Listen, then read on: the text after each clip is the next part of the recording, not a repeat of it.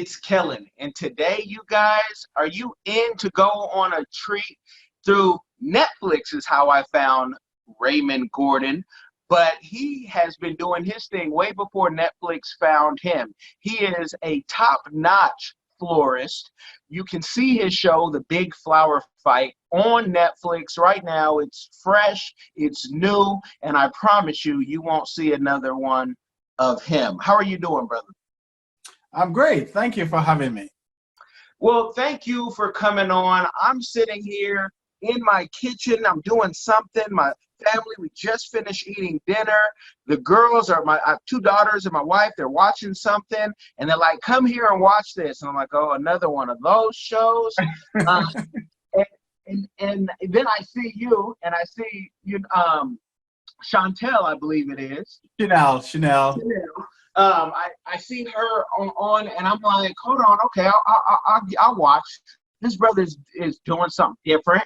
And then I catch it right when you said, I have a wife and kids. And I said, wait, hold on, he's diversifying the game. I had to find you. So tell us, how did you become a florist? And I'm just going to call you an artist, because what you guys did was pure art. Yeah, I think it started from an early age. You probably hear my accent that I'm from Jamaica. So yes, I was born in Jamaica, and then when we left to come and live in England, from Jamaica, we normally enjoy the natural, life. So we normally would go to the woods, and I normally like to enjoy nature. So I would observe the different flowers and the different type of trees and foliages. And so I think I have this concept from an early age. And so when I came to England, we decided to go into floristry. And so here we are. We've been doing this for over 14 years. So it's something that is within me, that I decided to go ahead and do this type of skill. But I used to do programming before, and that is a bit of thing. Okay. Well, let first of all, I want to take out any of the notions, because like you have love locks. Like me, you have love locks in your hair. People here in Jamaica, they'll say, "Oh, he was a Rastafarian who used to, grow weed, and then he decided to, grow other flowers." Break that down, please. So we Well, I don't think I'm a Rastafarian. I think I just love the style, and I like to grow my hair, and I appreciative of whatever I have. So I like my hair, and I think it's really dramatic and it's stylish. So I tend to use the natural, because I'm a naturalist. I like things that are natural.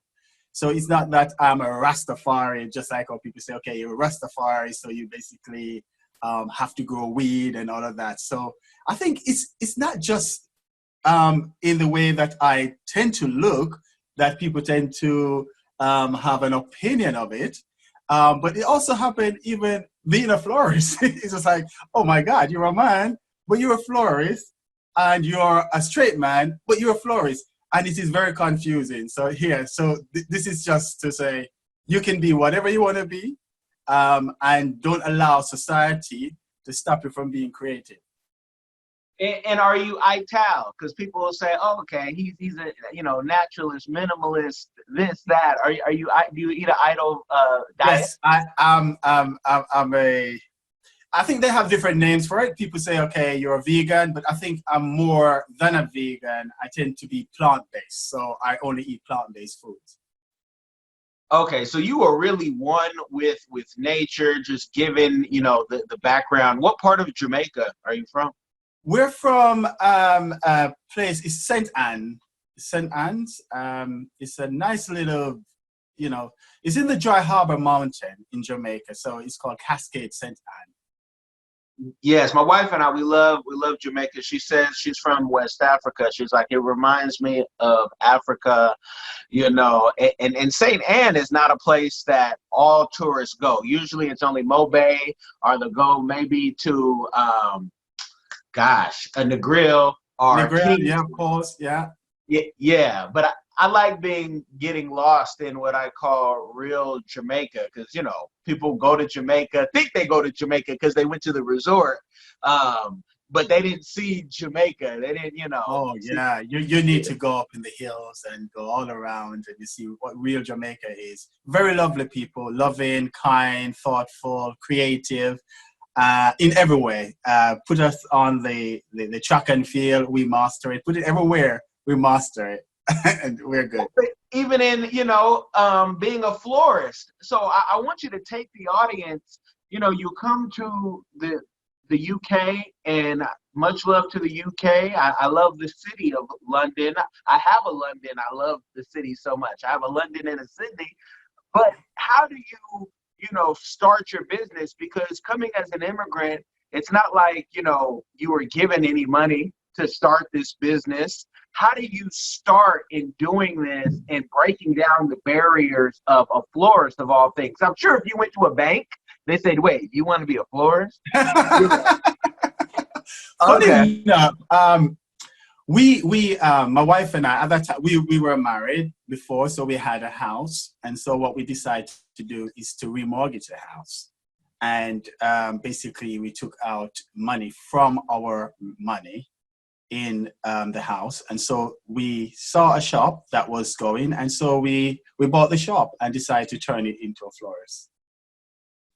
And with buying that shop, can you share some numbers? Because I'm sure somebody right now during these COVID times, especially in America, we're broke out here. It shows because we can't quarantine for a week or a month without people protesting. Unlike in the UK, where people were given, 80% of their salary. I know entrepreneurs, they're still trying to figure things out. But what did the price of the shop look like? Because someone right now has some savings and they're looking at a shop to buy, but they need to hear a story like yours to say, yes, I went, and a true American, I pulled the trigger. And, we're about that violence too over here. So all of the analogy. Well, I mean, I must say before going into buying the shop that doing a real business, you must, because at that time, the things weren't as expensive as it is now. So a shop, we bought the shop for about like £25,000. I don't know how much that is in dollars, but that the shop obviously triple and quadruple that amount now. How it's based on what we have done to it and develop it over the time being.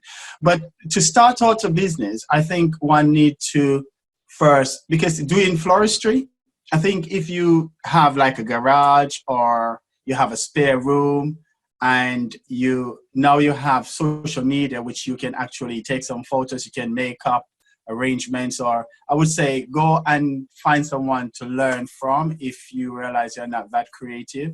And get some more. There are a lot of tutorials online. You can learn from that as well. And then obviously, because what I'm trying to say to people, don't get into so much debt that you have to, you're spending more than you can actually get in. Because starting a business, it took us like 3 years before we actually make a profit. I mean, like you pay bills and you just break even, but it takes 3 years for people to actually know you and trust you and how you have that rapport with people. Because obviously you can imagine, I, come from England, I'm a black man, and, into this industry, which is very rare and very weird for a black man to be in. And then obviously, it's more like a kind of a more white predominant business. But to be a part of this and to be in this industry wasn't something very easy. So you're going to have to really know that this is what you want. And if you have a job, just don't leave your job right away. Just work part-time. If you can, and then you can open a studio into your house. You can take photos, you can put that online, and then you can find people in your church or anywhere around you that, let them know that you you're a florist. So when there's funerals, you can do it. So there are many ways while you're having the lockdown that you can plan ahead, and you can get into this business, because obviously every day is an occasional business. So there's birth, there's other birthdays. So when a child is born, the child get flowers up to the time when this child's birthday, until, marriage and any congratulations, passing exams, and so forth. And then it's time, when sadly we all have to transition and die, then you have a funeral. So it's a journey kind of business, and you can capitalize on it if you really find that you have the creative mindset. You can do it. Wow, when you said that, you broke it down to where how impactful flowers can be. Like, we need a flower app to let us know when to order flowers. It's your child's birthday, it's your wife's this, it's that's a beautiful thing. When getting the shop, and I would only imagine that having this business where things, they live and they get sold or they die, how do you then, find your product, the perfect flower, and bringing that into your shop? Like, is it a very capital intensive business where money is always, going out to get maybe it's a rare flower, and now we have to keep it only on this side of the shop because that's where the light is? How does that, the whole process and system work? Well, a lot of the reason why sunflowers, we stand out than many flowers, and people always say, "Oh, Raymond, when we buy your flowers, it just don't die." And in other words, they're saying that it normally lasted longer than other florists. And the reason is this: it's about conditioning the flowers. Number one, it's about understanding the type of flowers for the type of people that are in your community. Number two, and also it's about keeping the flowers in its right form based on the environment. So we invest into what is called a cool room. So the cool room allow the flowers we can monitor. It's like a refrigerator. So it's built especially for flowers. So we invest into that, and then we don't have wastage. So basically we know how much flowers we're going to need. I know that our website is busy. We always have to just order and keep it there. So when people get their flowers, they have guaranteed at least 10 days to 2 weeks so that their flowers can still be enjoyed. So it's basically, don't order too much, condition the flowers, know the type of customers that you have. So for example, there's certain flowers that you should not have unless it's kind of like 2 days. So there's some flowers for like homes, while there's some flowers for funerals, and there's some flowers for weddings. There's some more delicate flowers that, and the more delicate the flower is the easier they can die. So I specialize in a lot of tropical flowers, and, like when you watch a big flower fight, you see that amazing dress that we won, that we made. So we specialize in that type of flower full of energy. Yeah. So it lasts long. Okay. And you make the customer feel like they have a green thumb, that they've actually been able to keep the flower alive longer than most. Absolutely. And it is quite therapeutic for people as well. People can, anytime you can get close, the closer you get to nature is the closer you get to who you really are. And I think that flowers is one of the ways that people can, learn to condition it and just use their hand and just feel it. It's a living thing. It's a living thing. So, it's a beautiful thing to have into a vase and just to enjoy it. And I think we need to let our people know that, it's good just to get yourself more involved in what is around you, especially nature. What do you do when the flowers die? We throw it away. Okay. But we don't get lots of wastage because we have a cool room. And so we keep the flowers into the cool room. And so, when we just started, flowers usually die often because obviously just starting a business, and when you go to the flower market, you see all these beautiful flowers just everywhere, and your eye, and you just buy and buy and buy and buy, and then when you realize, oh my God, it's actually a business. I can't do this. You have to be very selective. You have to know how to understand the market.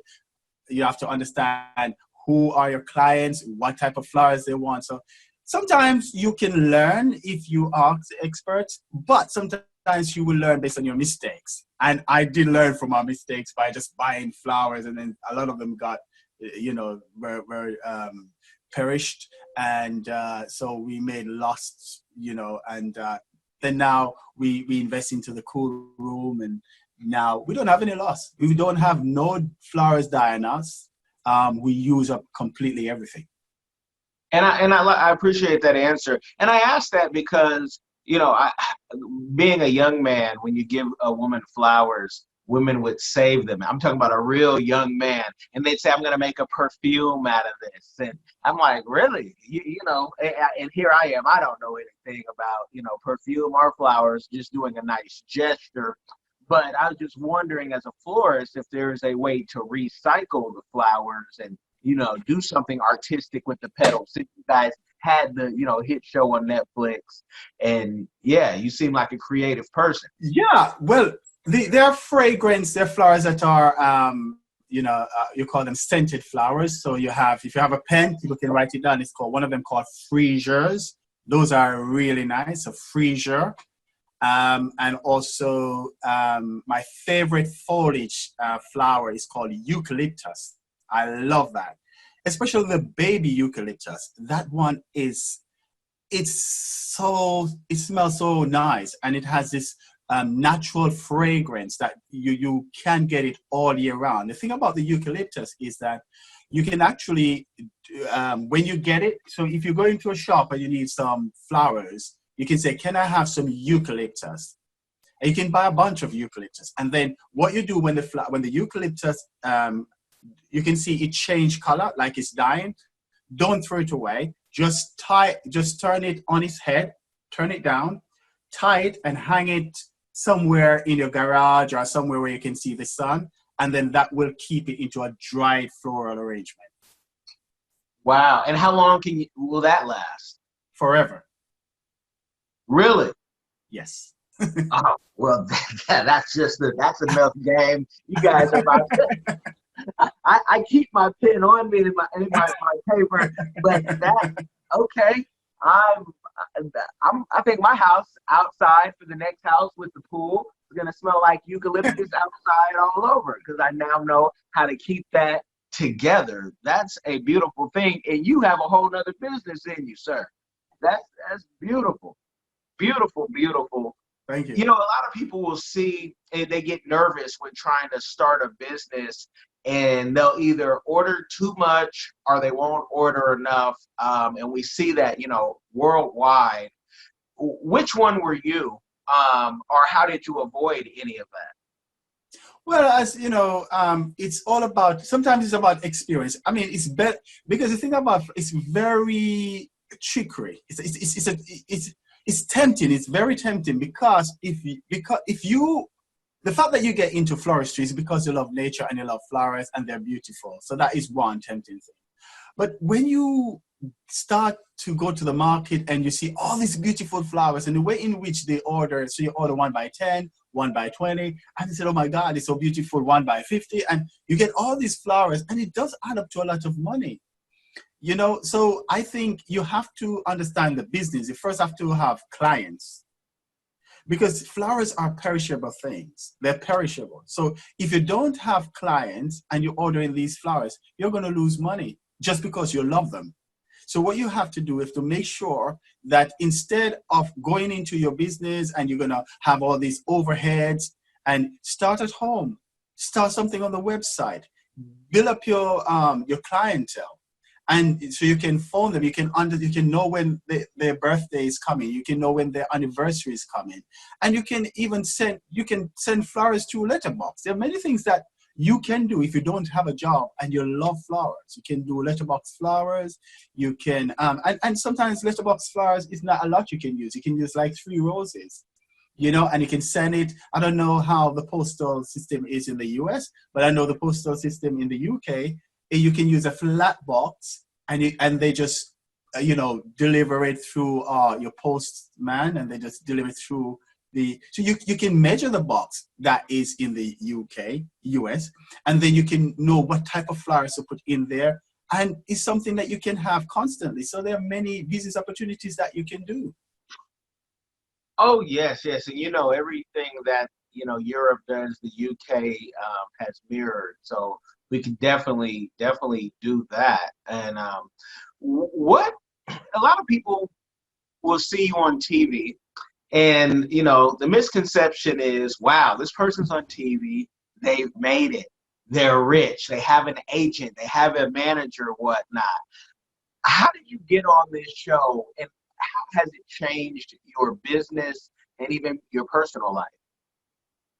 Well, because I've been in the business for over about 13 years, I think the community know me. So it's people who know who I am. So when Netflix go out, and wanted to find Florist in London, so because I've been doing business and the community know me well, because obviously you just don't know who you will be serving, and if you build up a positive rapport amongst your customers, so you don't know who is who.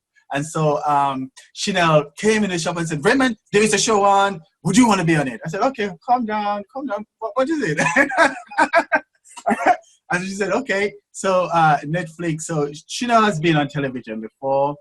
And so she popped down, and you know how she's quite bubbly and full of energy, and so she said it to me, and she always pass by as someone in the community, and she know the shop and so forth, her children. So our shop is beside a barber, so her boys normally go to the barbers and cut their hair, so Chanel would just pop in and so forth. So she popped in and she talked to me about the show, and then we went for the audition, and then while going for the audition, there was like over 100 people. It's just like, what? So even though she heard about it, and we had to prove ourselves there to actually be accepted, to be part of the show. So the audition was like, oh my God, they asked us to make something being human. I said, really? And it's just like, it's right on the spot. So you have to have a creative mind. And the thing that is was very challenging about that, it was like, it's not like I plan ahead and I had to know which item I need to use or which flowers I need to use. I was given the flowers. I was given just like anything. So I got plants and I got all different type of flowers. And so I said, okay, we're going to create an eye out of flowers. And so we created this eye. And then what we did, we created a little bed made out of chicken wire. And after doing that, and we put moss around it, and then we plant all the plants that they gave us. We plant the plants up there, and then we made the eye out of the chicken wire. And then for the lashes, what do I use for the lashes? So only one stem of eucalyptus, and this is why I love eucalyptus. And so I cut the eucalyptus fine and made it over the eye, and they actually liked it, because what happened? They were looking for people who can use whatever they have to create anything. So it's not like you can create. Being creative is using whatever you have and make it work. And this is what we did. We used what was there. We didn't plan and say, okay, we didn't have this, so we can't do it. So what we did, we just used whatever there, whatever texture is there, we used it. And so we did it. And so we were chosen to be part of it. And you are so much more than a florist. You are a flower sculptor. Put you with a painter, they can paint what you make, and you could have something in the Louvre. The way that you guys would put things together. I mean, we're watching it from TV, And being in the business as a consultant and a publicist, you're like, okay, this is TV. They had, who knows how much time they had, but to hear that you had to create on the spot, man, I would love to see that episode for the behind the scenes. How has that impacted your personal life? Because when people see you on TV, they do think, okay, Raymond has gotten a big bag now. Netflix has given him the 500,000. Monique, the comedian. I probably need to go for next because can I get a refund, please? But how has it, how has it impacted your business and your personal life thus far? And educate the people how TV money works, because when we tell people you might not see a check till next year, they say, huh? Wait, what do you mean? And it depends on your deal, but give us some game on that, please. Well, I mean, obviously, because we are Florist, we get a lot of publicity. So that's the main thing that we get. We've been paid, and not, it's not, that doesn't make us rich, but, it covers our expenses and so forth. But now that the show is being aired, now is a time that we will be seeing, and obviously because there's a lockdown as well, so hotels and other businesses who basically want to use our skills, they are locked down at the moment. So it's kind of at this time is a little bit shaky. So for us, we know that it will be successful, but I think we just have to wait and see how people react to it. So far, we've seen a lot of reaction through our social media. A lot of people sending us messages and, wanting to know us more and so forth. So let's see what happens. Okay, and social media is a big deal. Have you had any plans on creating your own YouTube channel where, maybe you're teaching people, maybe it's just a channel, the day in a life of Raymond the Florist? Any plans on that? Yes, I think we will be doing, because I think Chanel and I, we work well together. She's quite funny, and I think the personality that we have is more, it's full of energy, and when we come together, we click and we work very well together. So I think, yes, in the future, I think soon we will be doing the YouTube, but because I'm the master florist, is on its way, and we'll be looking forward. And folks, I'll be bothering Raymond saying, can I just get the link, even if there's nothing on there? Can I get the link so we can be ahead of the curve and share it? Because yeah, I mean, do you ever see another florist with your background, married with children, that looks like you? No. Okay. So it is very rare. I'm a rare one.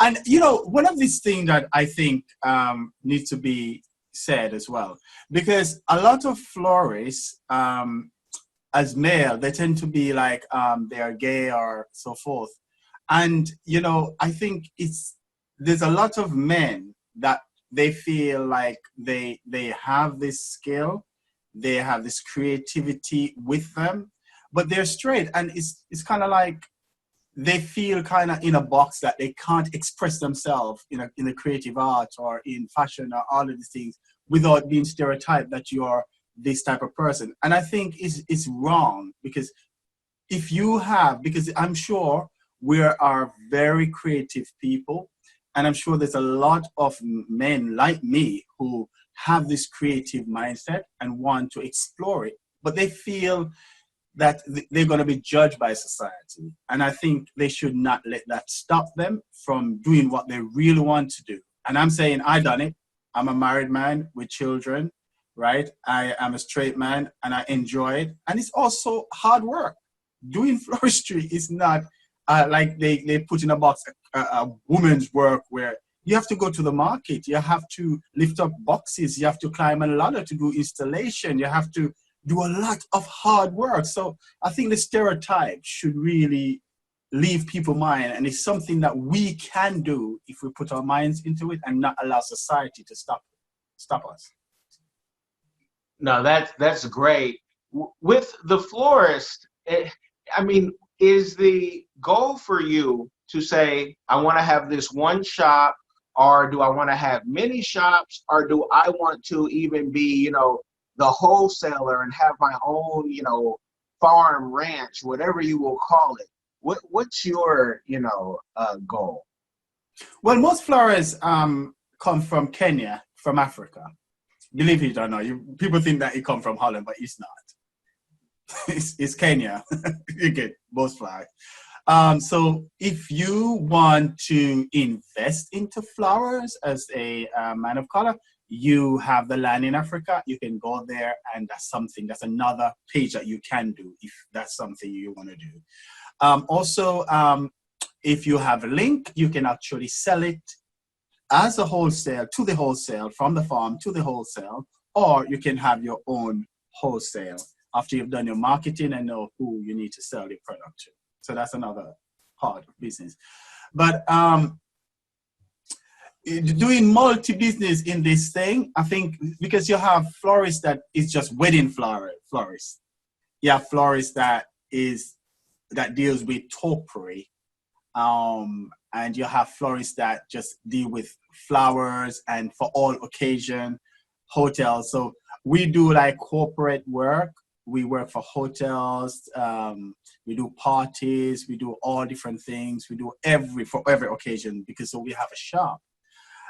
So I think you can do whatever you want to do, but you have to know that your business, so you're not just over the place doing so many things.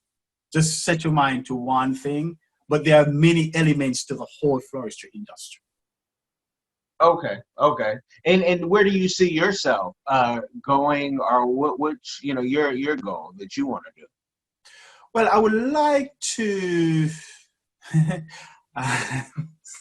Okay, right. So I don't mind. I think as time goes by, because while I tend to go all around with Africa and all of that, just for the audience to know that there are many elements to the business. But for me, being in this business, having a shop for about 14 years now, I think I probably would do some more tutorials and do some more videos and,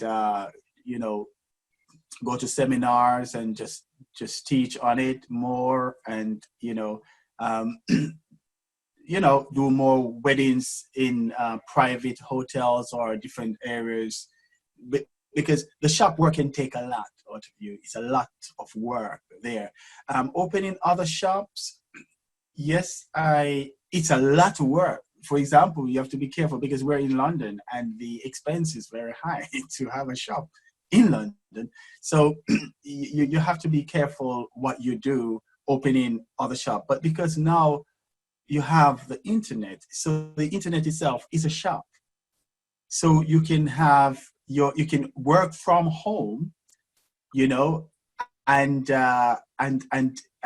still make tons of money if you know how to use YouTube and you know how to use all the various social media. So I want the audience. I don't know if Raymond was media trained, but Raymond gave such an answer to me that said, I put in the hard work to get here.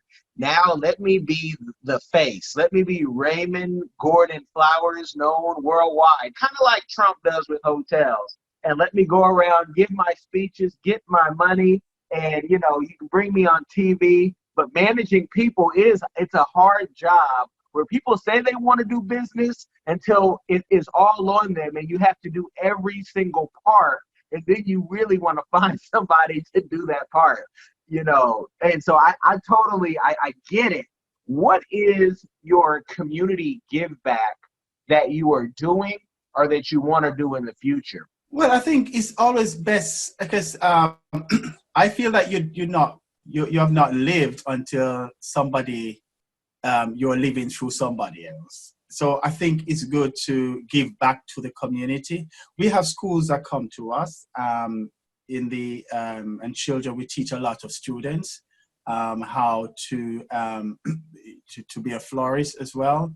So I think we have been giving back. We've done flower festival for churches in the community and so forth. But I think as the shop and the local community, we have done a lot of that, and we continue to do that. We continue to employ people from the community and so forth. But I think there are different elements to it now. I think a lot of, if you look at different businesses, you see they're going online. So I think I would love to do more of that kind of business, social part of this, rather than to be in a shop and in a place where people just come in, because I think that is cutting out now. Is that become an old app as we move forward into the centuries? It's okay. And last question that I have: how important was it for you to have a good wife to get to where you're at right now? How impactful was that? I don't think I would have made it without my beautiful Lorraine. Shout out to Lorraine. She's not just my wife, but she's my friend. And it's just like, we just decide to make one another happy. And she just look at my needs all the time. And I do the same. And it's so important to know that you have a partner that really saying this is for the good of not just our children, but for our people. So we think outside of the box. We think about creating business for our people. And that's the mindset that we do have. So having that mindset, Lorraine really held my hand. And, because she is not a florist. My wife is a psychologist. So the fact that that's not her forte, but she realized how important it is to me. So she supported me. And so I've done the same thing with her. And so we just work as a team. And I think this is why we are both successful in what we're doing. Wow, great story, folks. You guys know, do not want to give you a game overload. Go back over your notes. If you missed anything, rewind. I want you to like and share this with someone to inspire somebody. Business is, what we're supposed to be doing, not necessarily working for somebody for the rest of our lives. So, Raymond, I thank you for coming on and appreciate you. Thank you. Thank you for having me. Thank you.